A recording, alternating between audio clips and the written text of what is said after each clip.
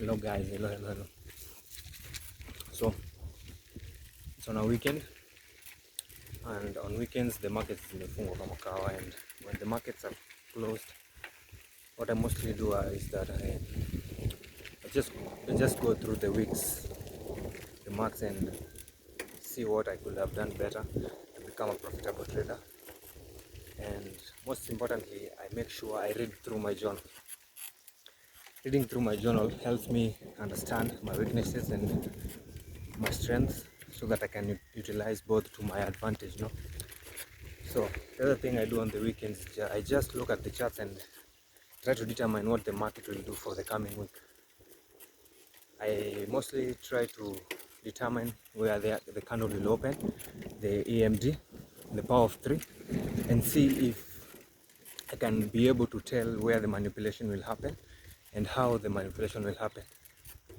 So what this does for me is that it gives me a context on which I can work on.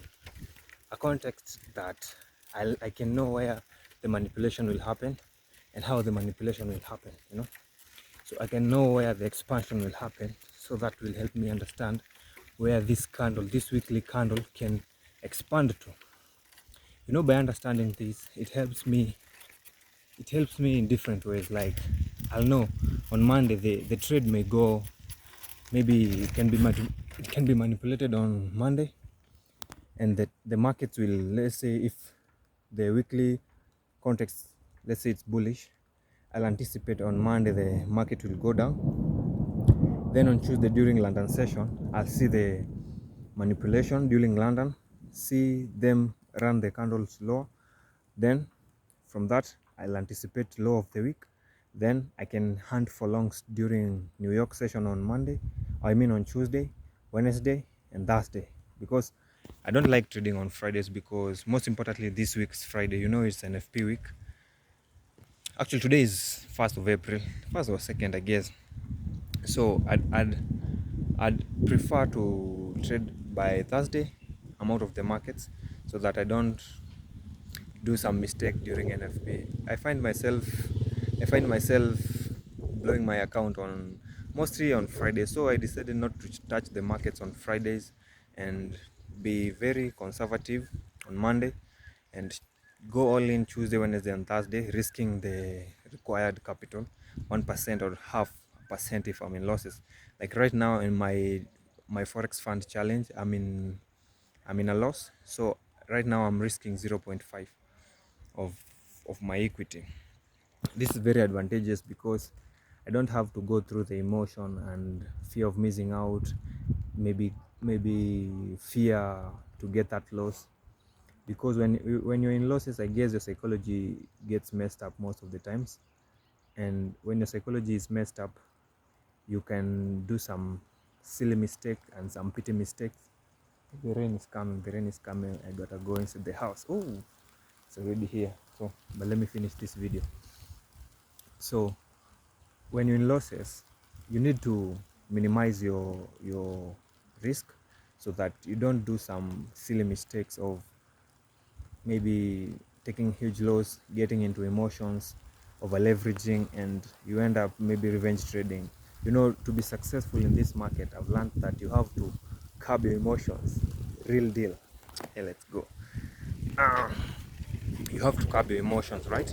Because if you don't do that, this market will mess you up, and you'll just say trading is a scam and you leave. But with the right risk management, I believe you can find consistency, and that's what I'm aiming at right now, finding consistency.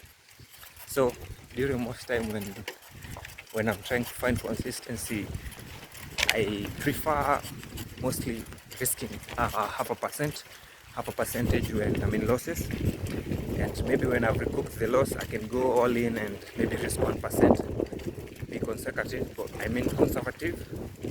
Then when I'm, let's say, in profit, I can risk 2%, But mostly I prefer risking, let's say, 1% of the equity, so that I can succumb to the emotions, because these markets, you can succumb into emotions real badly. Most importantly, if your risk management is poor. I've been down the road most of the times, succumbing to the losses and to the emotions, going all in risk management, either poor. I find myself going high in leverage and increasing my leverage. It doesn't end well, I mean, because you find yourself blowing the account and starting all over again, trying to save for a new account, and I don't think that's a good idea.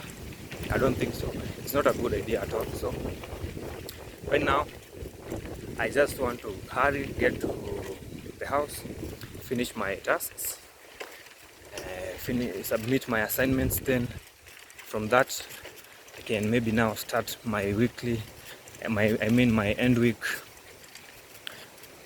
activities. That's journaling, reading through the journal, and making sure that I understand what I'm doing. So I'll see you on the next one. For all the traders, I wish you a nice weekend. Let's do what's right with this career. Go through the charts, increase profitability so that we can level up. So until next time, Manzi, peace, bro.